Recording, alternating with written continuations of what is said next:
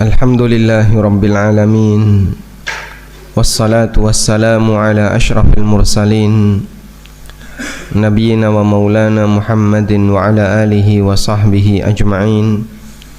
Wa ashhadu an la ilaha illallah wahdahu la syarika lah, wa ashhadu anna Muhammadan abduhu wa rasuluh, sallallahu alaihi wa ala alihi wa sahbihi wa man tabi'ahum bi ihsanin ila yaumiddin. Alhamdulillah, puji syukur kita haturkan kehadirat Allah Subhanahu wa ta'ala. Di kesempatan pagi ini kembali kita melanjutkan kajian dengan membaca kitab Riyadhus Shalihin. InsyaAllah kita akan membaca hadis nomor 151. Wa an Abi Rib'i Handalah bin Rabi' al-Usayyidi, dari Abu Rib'i, beliau adalah Handalah ibn Rabi' al-Usayyidi, al-Katib, yang mencatat wahyu, ahadi katabi Rasulillahi sallallahu alaihi wasallam, salah satu pencatat wahyu Rasulullah sallallahu alaihi wasallam. Dan nampaknya ini berbeda dengan Handalah ghasilul malaikah. Mungkin Bapak Ibu sudah pernah mendengar cerita jenazah sahabat yang dimandikan malaikat ketika perang Uhud. Namanya Handalah, yang digelari dengan ghasilul malaikah. Karena kalau Handalah ghasilul malaikah, Handalah bin Abi Amir. Di sini Handalah bin Rabi' al-Usayyidi. Nampaknya berbeda orangnya. Qala, beliau bercerita, laqiyani Abu Bakrin, Abu Bakar ketemu aku. Faqala kaifa anta ya Handalah. Lalu Abu Bakar tanya kepada Handalah, bagaimana kabarmu wahai Handalah? Qultu, aku menjawab, nafaqa Handalah, Handalah munafik. Qala subhanallah, ma taqul. Abu Bakar kemudian mengatakan, subhanallah, kamu ini ngomong apa? Qultu, aku sampaikan, nakunu inda Rasulillahi sallallahu alaihi wasallam yudzakkiruna bil jannati wan nar. Kita kalau berada di dekat Nabi sallallahu alaihi wasallam dan beliau mengingatkan kita dengan surga dan neraka, ka'anna ra'aya ainin fa idza kharajna min indi Rasulillahi sallallahu alaihi wasallam asafnal azwaj wal aulad wad dai'at nasina katsira. Kata Handalah, kita kalau berada di dekat Nabi sallallahu alaihi wasallam, beliau ingatkan tentang surga dan neraka. Karena seolah-olah kita melihat dengan mata kepala sendiri keberadaan surga itu, seperti surga dan neraka ada di depan kita. Kita lihat di sini footnote 2. Qala an-Nawawi, ay naraha ra'ya ainin, seolah-olah kita melihat surga dengan mata kepala kita sendiri. Fa idza kharajna min indi Rasulillahi sallallahu alaihi wasallam, dan saat kita meninggalkan Rasulullah sallallahu alaihi wasallam, lalu kita membersamai istri, membersamai anak, membersamai aneka harta, nasina katsiran, kita banyak lupa tentang surga dan neraka. Sampai beliau khawatir jangan-jangan ini ciri munafik, kok enggak sama keadaannya. Sehingga para sahabat memahami, sebagian sahabat memahami, kalau ada orang yang kondisinya enggak sama, antara lahir batin enggak sama di satu tempat dengan tempat yang lain, itu mereka curiga jangan-jangan mereka munafik. Sebab mukmin itu lahir batinnya sama. Di depan soleh, ketika di belakang mereka juga soleh. Sehingga tidak ada di depan umum pura-pura nangis, ketika di belakang ternyata mereka menyimpan aneka pengkhianatan terhadap masyarakat misalnya. Atau di depan umum dia pura-pura soleh, di belakang ternyata dia penjahat. Qala Abu Bakar, Abu Bakar radhiyallahu anhu mengatakan, fa wallahi inna lanalqa mithla hadha, demi Allah, aku juga jumpai kondisi semacam ini. Fantalaqtu ana wa Abu Bakrin hatta dakhalna ala Rasulillah sallallahu alaihi wasallam. Maka aku dan Abu Bakar kemudian berangkat hingga aku dan beliau menemui Rasulullah sallallahu alaihi wasallam. Faqultu nafaqa Handalah ya Rasulullah. Handalah munafik ya Rasulullah. Faqala Rasulullah sallallahu alaihi wasallam. Kemudian Nabi sallallahu alaihi wasallam bertanya, "Wa madzak?" Apa yang terjadi? Ada apa ini? Qultu ya Rasulullah, nakunu indaka tudzakkiruna bin nari wal jannah. Ya Rasulullah, kami ketika berada di dekat Anda mengingatkan kepada kami tentang surga dan neraka. Ka'anna ra'yal aini, seolah-olah kami melihat surga dan neraka itu dengan mata kepala kami. Fa idza kharajna min indik, ketika kami meninggalkan Anda, asafnal azwaj wal aulad wad dai'at nasina katsiran. Kami bermain bersama dengan istri, anak-anak, bercengkrama bersama mereka, kemudian bersinggungan dengan harta, dan kami lupa banyak hal tentang agama, lupa banyak hal tentang takwa. Faqala Rasulullah sallallahu alaihi wasallam. Nah, di sini sebuah pesan yang membuat yang bersangkutan kemudian merasa tenang. Walladzi nafsi biyadihi, demi zat yang jiwaku berada di tangannya. Artinya apa? Demi Allah. Demi zat yang jiwaku berada di tangannya, demi Allah. Karena jiwa kita semuanya ada di tangan Allah. Dan ini sumpah yang sangat serius ya. Karena ketika kita menyatakan demi zat yang jiwaku berada di tangannya, aku siap jiwaku dicabut kalau sampai dusta. Karena dia bersumpah dengan menyebut nama zat yang memiliki kuasa untuk mencabut jiwa hamba. Lau tadumuna ala ma takununa indi wa fi dzikri, andaikan kalian selalu dalam kondisi sebagaimana ketika kalian berada di dekatku dan selalu mengingat Allah Subhanahu wa taala di semua keadaan tanpa putus, la safahatkumul malaikah, maka malaikat akan menyalami kalian. Malaikat akan mengajak salaman kalian ala furushikum wa ala turuqikum, ketika kalian berada di tempat tidur, ketika kalian berada di jalan. Lakin ya Handalah, sa'atan sa'atan, sa'atan sa'atan. Tetapi wahai Handalah, sa'atan sa'atan, ada saatnya iman itu naik dan ada saatnya iman itu turun. Thalatha marratin, Nabi SAW mengulanginya sebanyak 3 kali. Rawahu Muslim, hadis riwayat Muslim. Asafna di sini maknanya adalah alajna wala'abna, bersinggungan, berinteraksi. Ad-dai'at maknanya adalah al-ma'ayish, kehidupan. Nabi sallallahu alaihi wasallam rasanya surga dan neraka ada di depan mata. Begitu kita kumpul sama keluarga, berinteraksi dengan harta, seolah-olah lupa semuanya. Demikian pengakuan yang disampaikan oleh Handalah, dan sampai beliau curiga jangan-jangan itu ciri kemunafikan. Tayyib. Bapak Ibu yang dimuliakan Allah Subhanahu wa taala, kita akan berbicara tentang suudzon kepada diri sendiri. Boleh enggak suudzon kepada diri sendiri? Ada husnudzon. Husnudzon ada yang hukumnya wajib. Husnudzon yang hukumnya wajib ini husnudzon kepada siapa? Husnudzon kepada Allah. Suudzon kepada Allah haram. karena Allah tidak punya keinginan buruk kepada hambanya. Kemudian husnudzan kepada siapa lagi? Rasulullah sallallahu alaihi wasallam.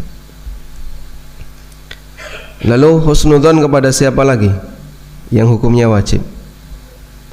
Kepada orang yang tidak punya potensi jahat ketika berinteraksi. Misalnya kita sebut para sahabat. Para sahabat yang mulia.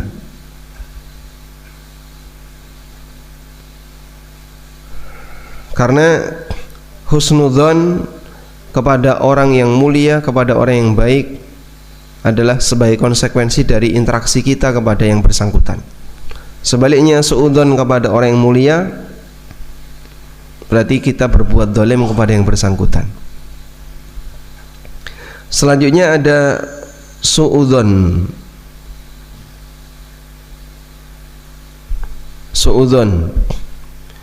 Suudzon kepada diri sendiri boleh enggak? Boleh ya. Sehingga orang suudzon kepada diri sendiri, ini karena salah saya, ini karena aku yang salah, dan seterusnya. Bagian inilah yang bisa mengantarkan seseorang jadi lebih bisa mengevaluasi dirinya. Suudzon kepada diri sendiri akan menyebabkan dia lebih bisa evaluasi terhadap perbuatannya, sehingga biar dia bisa selalu evaluasi terhadap perbuatannya, maka berawal dari saya yang salah. Nah, selanjutnya dia melakukan hisab terhadap amalnya. Dan inilah yang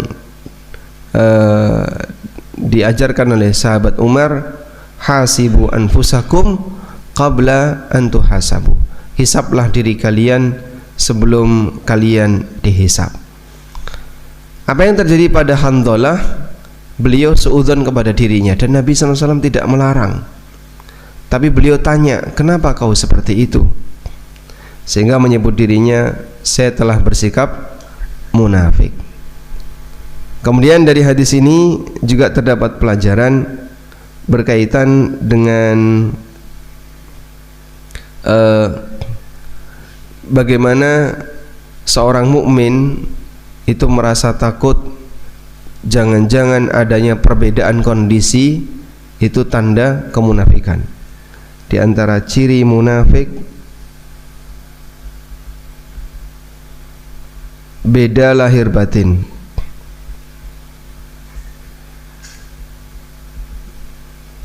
Di antara ciri munafik adalah beda lahir batin. Beda lahir batin gimana Pak? Di depan umum dia seperti orang soleh, tapi hatinya menyimpan kejahatan. Lahir soleh, lahirnya baik, lahiriah baik, tapi batin menyimpan kejahatan. Orang munafik juga memiliki ciri beda kondisi saat di tempat yang lain. Di tempat umum bisa jadi dia menampakkan kebaikan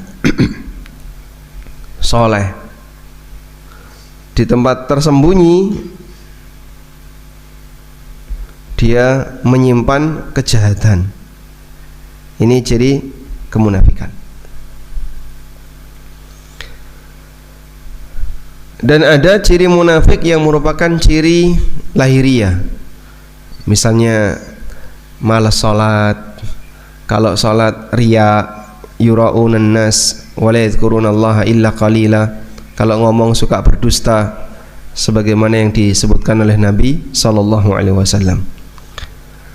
Nah, yang dikhawatirkan Hanzalah itu yang kedua ini. Beda kondisi. saat di depan Nabi SAW rasanya seperti di depan surga dan neraka, begitu pulang hilang, suasana seperti itu hilang. Maka Handolah takut jangan-jangan saya munafik. Namun beliau tidak munafik, dan Nabi SAW menyampaikan, andaikan kau bisa seperti itu terus, nanti kau diajak salaman sama malaikat. Kemudian hadis ini juga dalil bahwa kebersamaan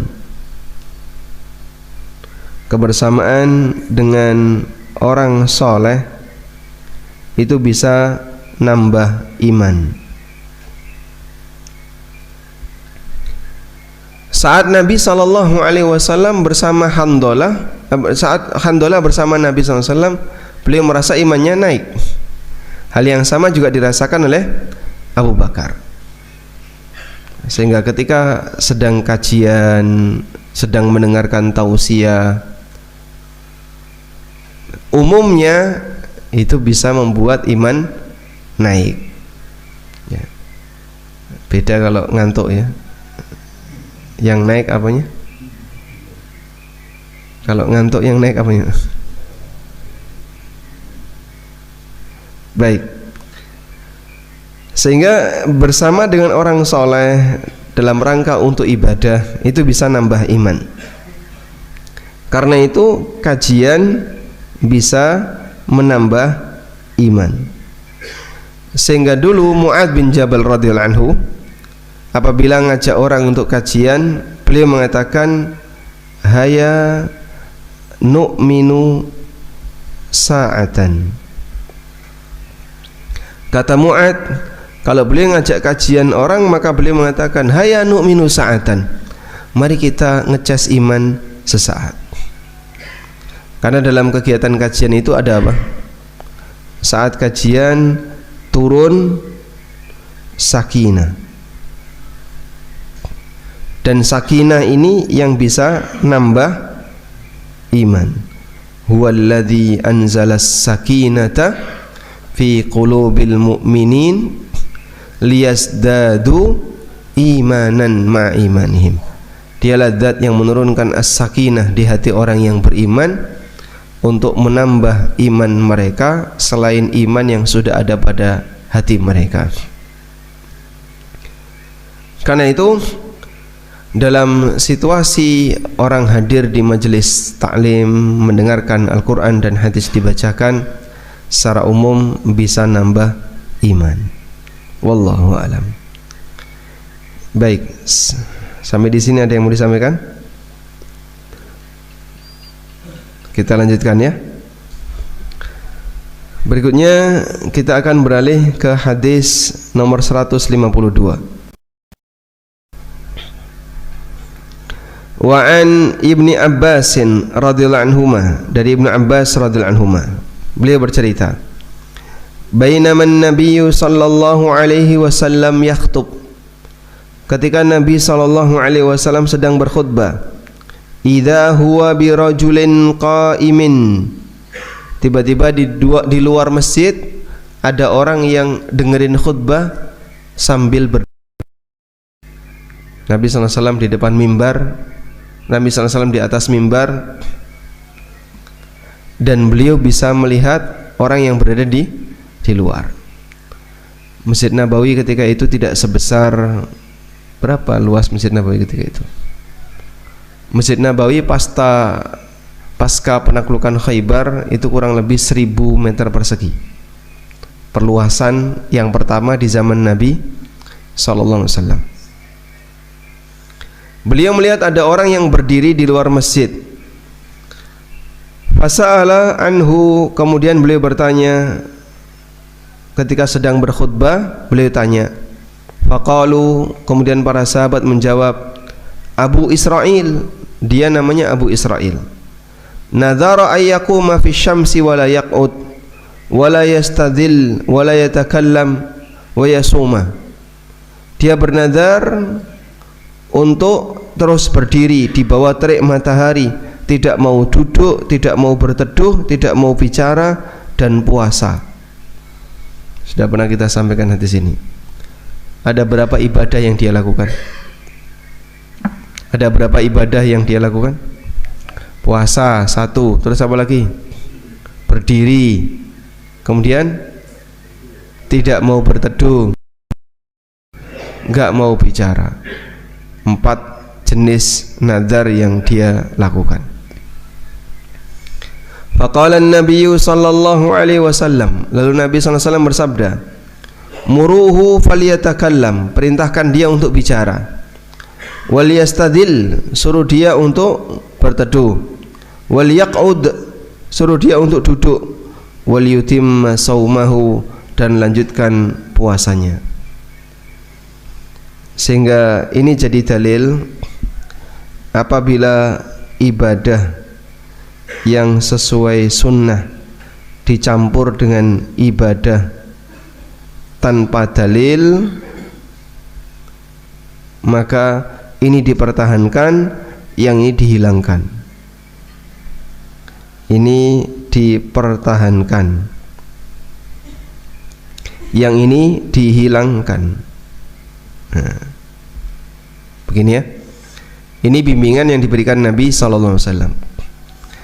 Ketika Abu Israil itu melakukan nazar, nazar kan berarti ibadah ya, untuk puasa, kemudian diam, mogok bicara, terus berdiri, kemudian berjemur.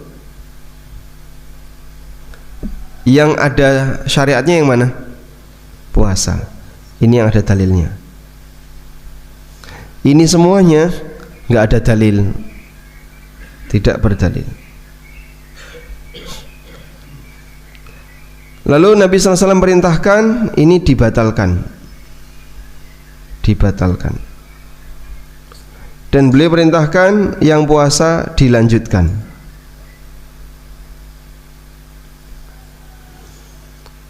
Demikian cara yang beliau ajarkan. Ketika ada ibadah yang sesuai dalil bercampur dengan ibadah yang tidak sesuai dalil, maka ibadah yang tidak ada dalilnya dibatalkan, yang ada dalilnya dilanjutkan. Udah? Selanjutnya, sebagian orang ketika melakukan seperti ini, ada ibadah sunnah berdasarkan dalil, kemudian ditambahi dengan ibadah yang tidak ada dalil, terus mereka beralasan dengan ibadah sunnahnya, ininya disembunyikan, yang bagian kedua ini disembunyikan. Kita kasih contoh ya, misalnya baca Quran, baca Al-Quran sudah, plus apa misalnya, setelah baca Quran plus biasanya kegiatan pengiringnya apa?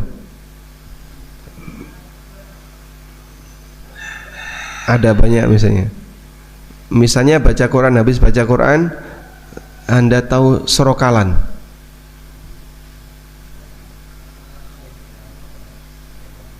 yang pakai ketimbrungan misalnya, kemudian setelah baca Quran nyanyi-nyanyi. Dah? Baca Qurannya bagus, habis itu selesai, kemudian kegiatan ini lebih lama daripada yang pertama. Nah, ketika dilarang, mereka beralasan baca Quran kok dilarang. Jadi dia menggunakan amal yang sunnah sebagai alasan untuk membela amal yang tidak ada dalilnya. Makanya jadinya sulit untuk diingatkan. Disitulah kita dilarang oleh Allah Subhanahu wa ta'ala, wala talbisul haqqa bil batil, jangan kau campuri kebenaran dengan kebatilan. Contoh, takbiran dengan dangdutan. Dia takbiran keliling pakai apa? Aneka alat musik, suka karuan ya, ana sing nganggo gitar, ana sing nganggo beduk, ana sing nganggo, dan aneka alat musik yang lain. Ada yang bawa organ tunggal keliling takbiran. Ketika dilarang, mereka beralasan dengan apa? Takbiran. Oh, takbiran kok dilarang? Yang larang takbiran itu siapa? Enggak ada. Tapi kalau ini kan tidak boleh.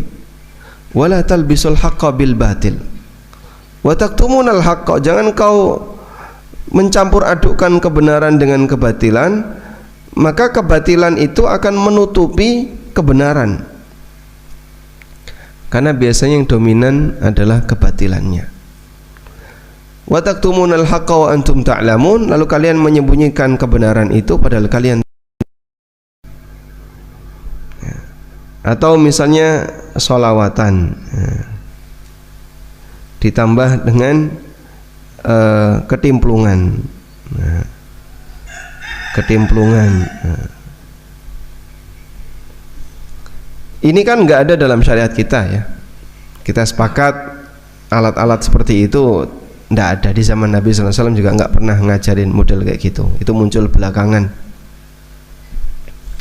Nah, ketika seperti ini diingatkan, ini tidak boleh. Alasannya apa? Sholawatan kok dilarang. Kalau ini kan amalan syar'i, ini amalan yang tidak syar'i. Ya kalau mau berbuat baik, jangan dicampuri dengan yang jelek. Agar yang baik tetap murni jadi yang baik, sehingga yang jelek ditinggalkan. Baik. Insya Allah kalau kayak gini bisa diterima nggak Pak? Bisa ya? Bisa. Itu di sini Pak. Mungkin akan berbeda responnya kalau di tempat yang berbeda. Cuman ya kita menggunakan alasan kayak gini. Kasus yang agak kompleks misalnya.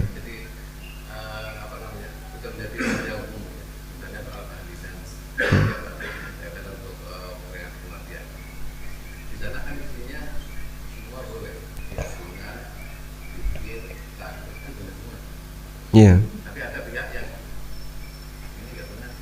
Iya. Mau dibahas ini? Mau dibahas? Ini nggak apa ya? Baik. Kita mau membahas ini ya, peringatan kematian dan isinya. Begini Pak ya, isinya. Jadi ada kegiatan, ada isi kegiatan. Ini kegiatannya. Ada isi kegiatan. Ya. Dan kita akui bahasanya masyarakat kita berbeda pendapat dalam hal ini, dan itu sudah lama sekali ya. Ya meskipun isunya naik turun, kadang naik, kadang turun. Seingat saya masih kecil, ketika saya berada di kampung, masyarakat kami ya sudah berbeda pendapat seperti ini. Ya mewakili dua ormas ya, antara yang setuju dengan yang tidak setuju. Baik. Nah di situ ada kegiatan dan ada isi kegiatan. Misalnya Pak, kegiatannya bermasalah, isi kegiatannya baik, itu jadinya apa? Misalnya saya buat kayak gini, Natalan diisi dengan Yasin, misalnya ya. Kamu kenapa ini? Ya ini Natalan. Isinya apa? Baca Yasin, dikirim ke Nabi Isa, misalnya. Misalnya ya. Anda setuju atau tidak? Kenapa?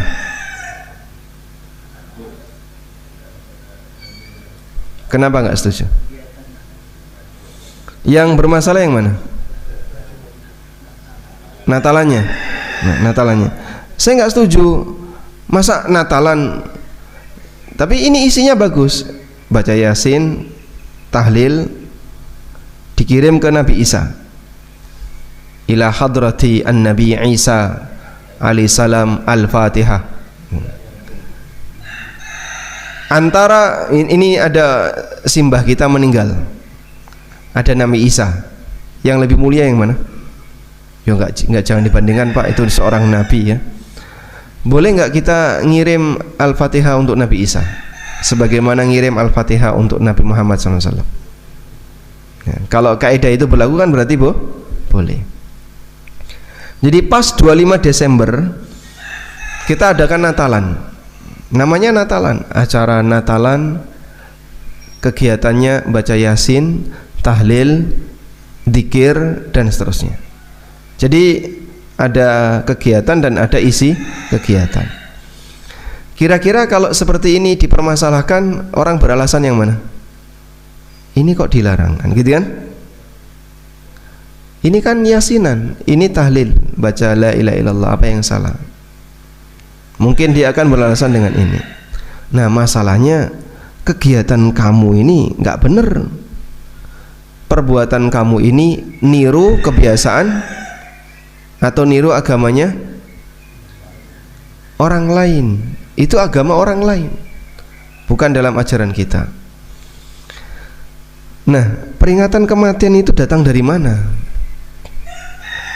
Karena budaya itu sebenarnya budaya yang sudah terjadi sebelum ada Nabi SAW.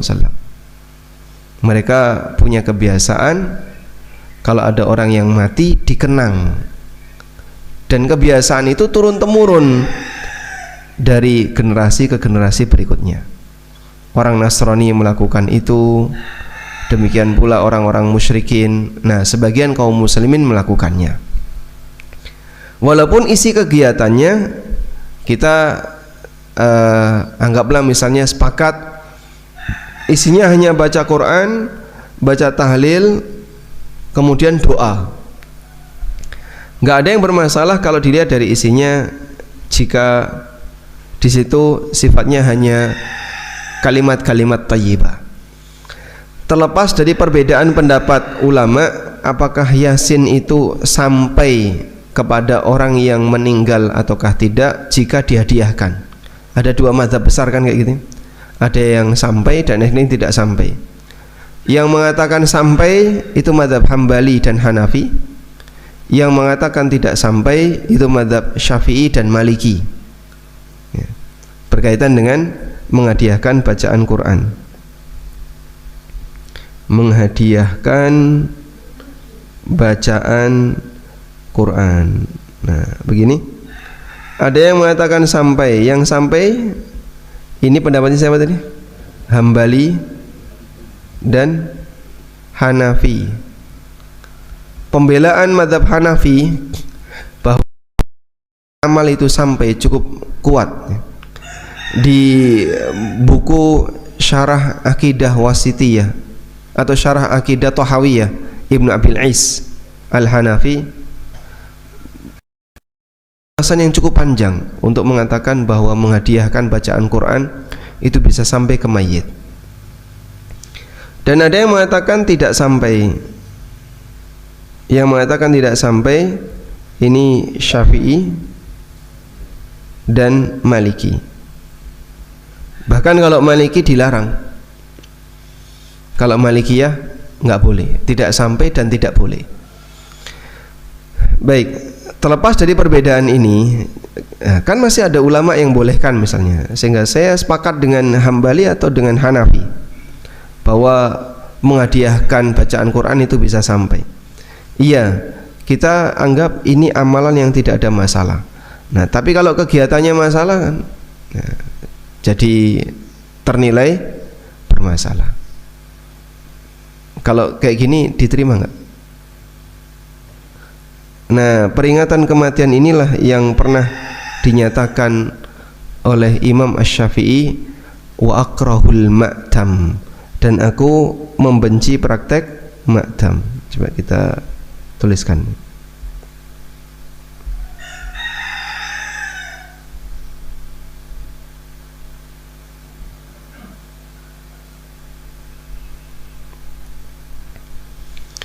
Qala An-Nawawi rahimahullah fil Majmu'.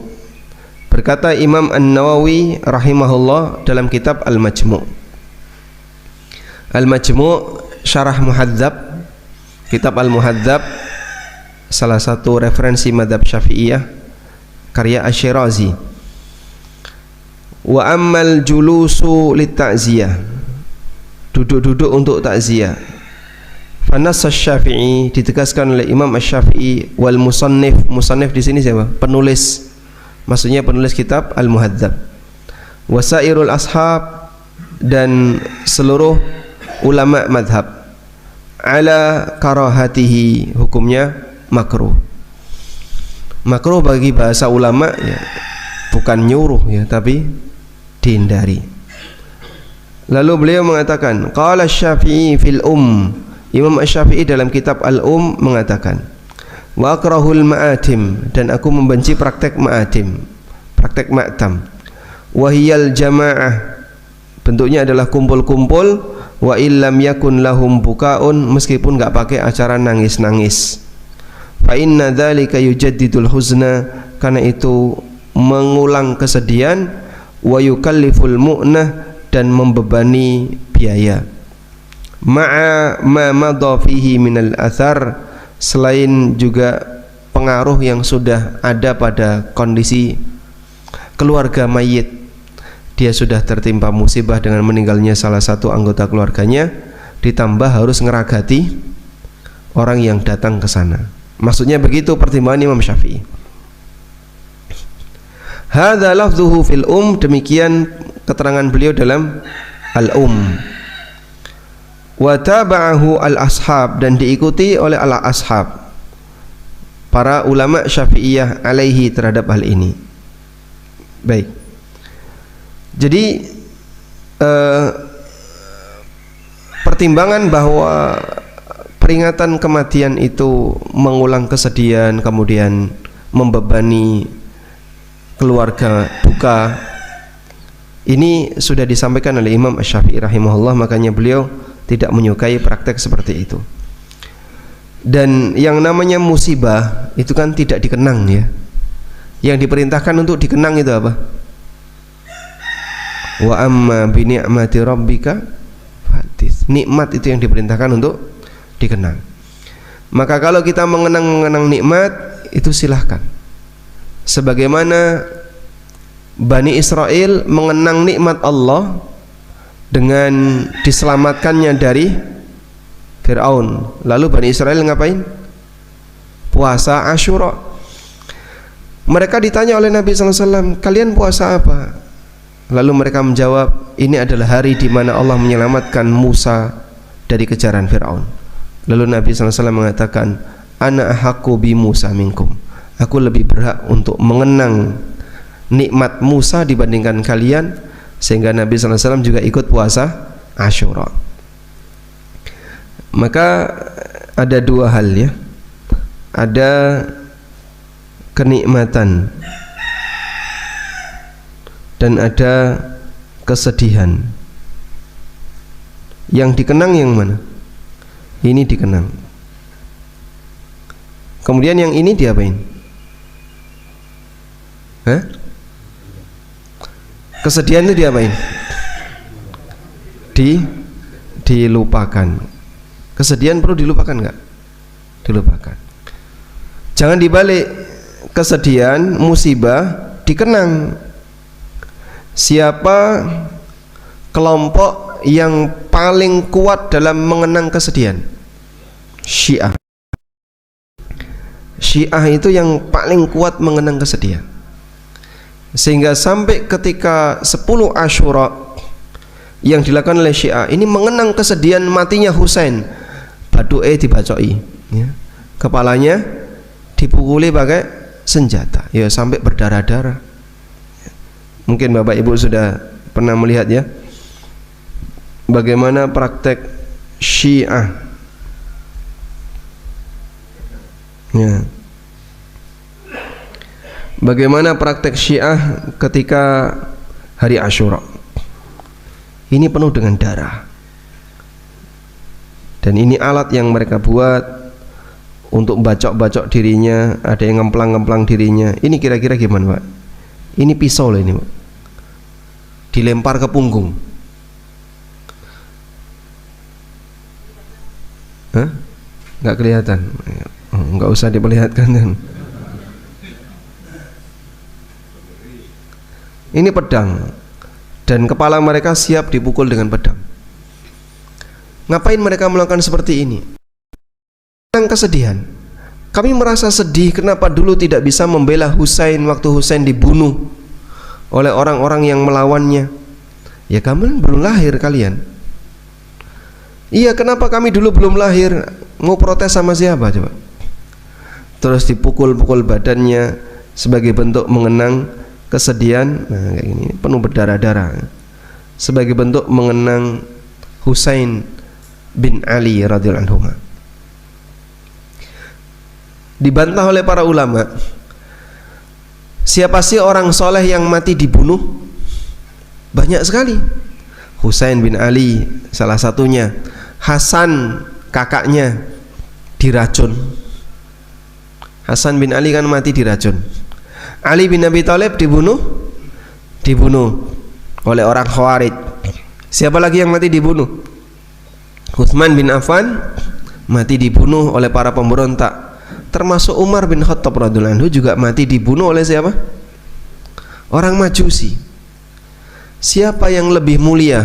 Husain, Ali, Utsman atau Umar? Tentu sepakat Khulafaur Rasyidin lebih mulia dibandingkan Husain. Terus kenapa kalian begitu sedih mengenang kematian Husain, tapi kematian orang soleh sebelumnya kalian biarkan saja? Kalau mau adil kan mengenang kematian Husain dengan bacok-bacok, mengenang kematian Hasan menelan racun, mengenang kematian Ali juga sama dengan berdarah-darah. Nanti Utsman juga sama.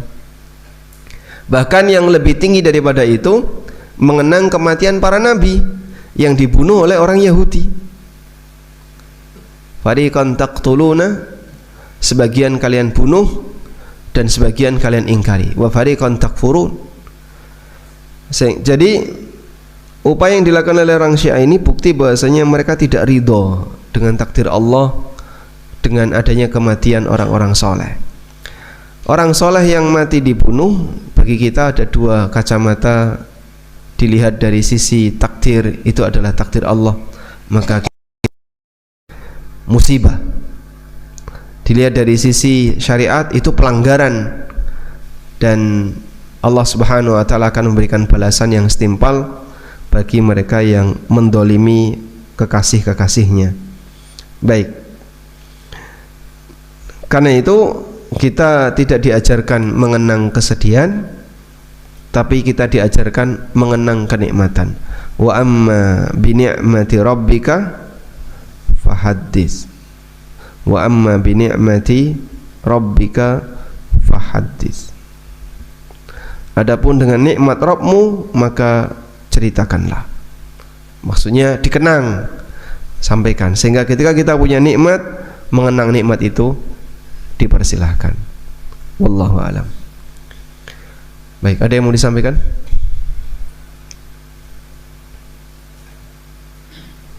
Baik, mungkin itu yang bisa kita bacakan di kesempatan kali ini. Dan kita sudah menyelesaikan satu bab. InsyaAllah nanti akan kita bahas berikutnya, bab baru. Kalau di sini diberi judul oleh penulis, Babun fil muhafadhati alal a'mal, bab menjaga amal.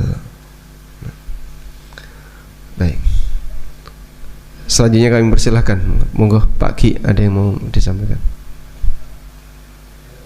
Nah, gimana? Nah, Pak Nur silakan. Nah, sampun. Yang belakang ada yang mau disampaikan? Tidak ada?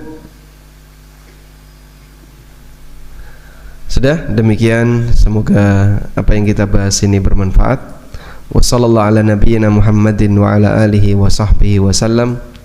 Wa akhiru da'wana anilhamdulillahi rabbil alamin. Wassalamualaikum warahmatullahi wabarakatuh.